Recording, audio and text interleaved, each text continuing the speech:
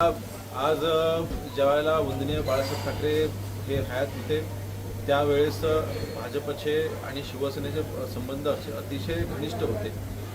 दोन्हीच्या हातामध्ये जेव्हा सगळी यंत्रणा गेल्याच्या नंतर भाजपसोबत त्यांचं जे काही वादविवाद झाले त्याचे परिणाम 2019ला आम्ही सगळ्यांनी भोगले आणि त्याचे परिणाम नंतर 2022 त्यांना भोगावे लागले.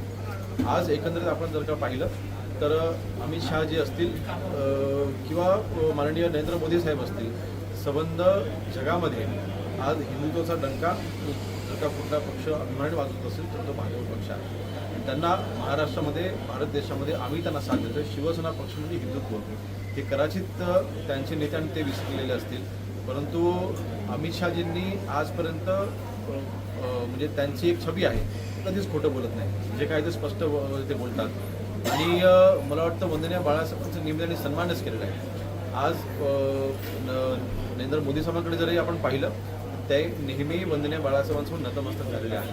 म्हणून मला वाटतं अशा पद्धतीने फक्त राजकीय चर्चा होण्याकरता वक्तव्य करणं आणि स्वतः तुमच्या आयुष्यामध्ये काय करताय ह्याचा विचार आपण नक्कीच केला पाहिजे. आपल्याचं अमोल मेटकरने म्हटलं आहे म्हणजे अजित पवार मुख्यमंत्री व्हायला असं अजित पवारांच्या राष्ट्रवादीचं म्हणणं आहे. पण आता शक्य वाटतंय? नाही बघा, मला तरी शक्य वाटत नाही, पण कुठल्याही कार्यकर्त्याला आपला नेता महाराष्ट्र राज्याचा मुख्यमंत्री झाला पाहिजे असं वाटतं, त्याच्यामध्ये काही गैर नाही.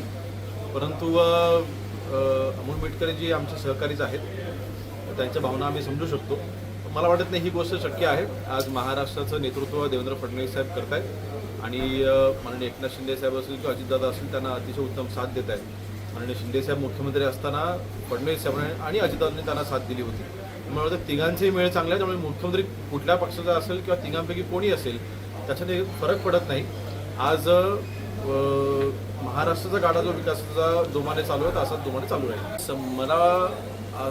मला तरी कधी आठवत नाही मागच्या 15-16 वर्षामध्ये मनसेची स्थापना केल्यापासून राजसाहेबांनी कधी काँग्रेससोबत हातमिळवणी केलेली, जी उद्धवजीने हातमिळवणी केलेली आहे.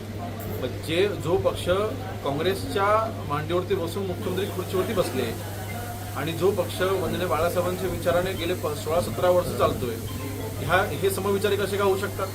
आणि म्हणून मला वाटतं फक्त आता महानगरपालिकेच्या निवडणुकीच्या तोंडावरती राजसाहेबांची त्यांना आता गरज आहे आणि म्हणून हा सगळा खटाटोप चालू आहे. पण मला वाटत नाही सन्माननीय राजसाहेब ठाकरे उद्धवजींसोबत जायचा निर्णय घेतील. ते हिंदुत्ववादी पक्षांसोबत, ते मराठी माणूस ज्या पक्षासोबत आहे त्या शिवसेनेसोबत, एकनाथ शिंदे साहेबांसोबत आणि महायुतीसोबत माननीय राजसाहेब ठाकरे. एबीपी माझा, उघडा डोळे बघा नीट.